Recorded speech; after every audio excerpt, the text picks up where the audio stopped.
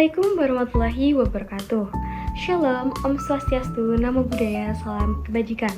Perkenalkan, saya Novi Alia Sofa dengan NIM P1337437124072 dari kelas 1B Rekam Medis dan Informasi Kesehatan, Program Studi Diploma 3 Rekam Medis dan Informasi Kesehatan, Politeknik Kesehatan Kementerian Kesehatan Semarang. Kali ini izinkan saya untuk menyampaikan hasil kerja saya.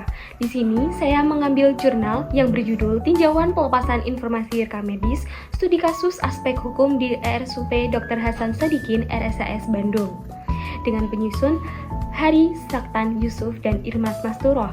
Berikut saya tampilkan jurnal tersebut. Dari jurnal yang saya ambil, saya sudah menganalisis isi yang ada di dalamnya. Yang pertama yaitu latar belakang.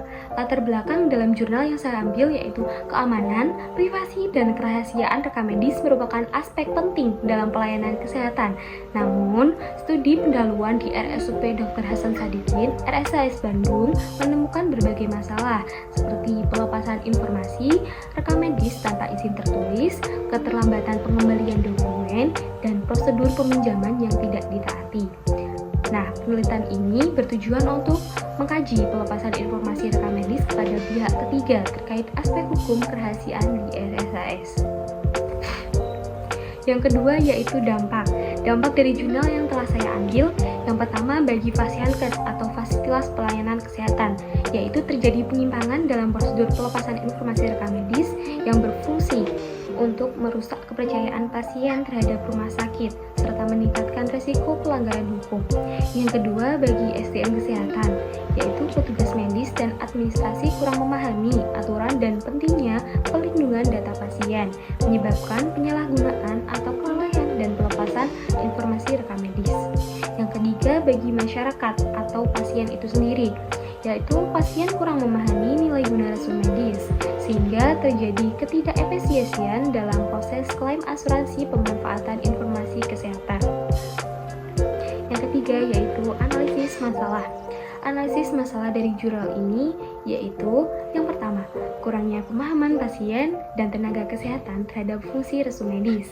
Yang kedua, pihak BPJS tidak secara jelas mengkomunikasikan hak dan privasi pasien terkait rekam medis. Yang ketiga, ketidakpatuhan dalam prosedur penjaminan dan pengembalian rekam medis menyebabkan banyak berkas sulit dilacak.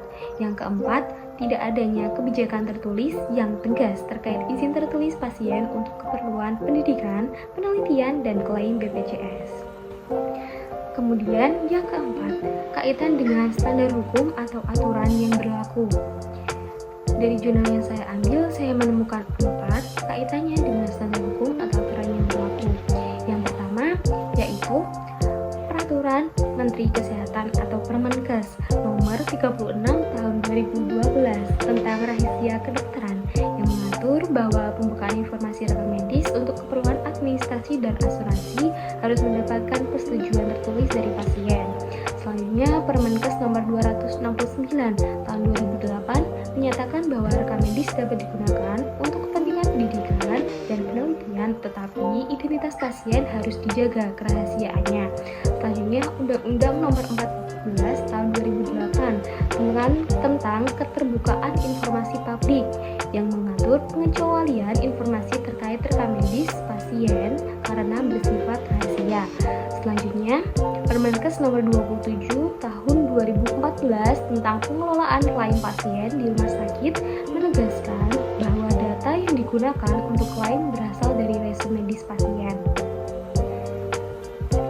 Setelah itu ada rekomendasi, yaitu meningkatkan pemahaman pasien dan tenaga kesehatan tentang fungsi resume medis dan prosedur pelepasan informasi rekam medis.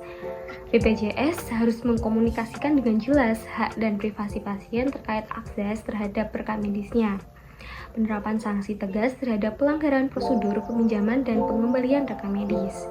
Penyusunan kebijakan rumah sakit yang lebih ketat terkait izin tertulis pasien sebelum pelepasan informasi rekam medis untuk penelitian, pendidikan, dan klaim asuransi. Peningkatan sistem pencatatan dan pemantauan peminjaman rekam medis agar lebih tertib dan berkondusimentasi dengan baik. selanjutnya yaitu kesimpulan.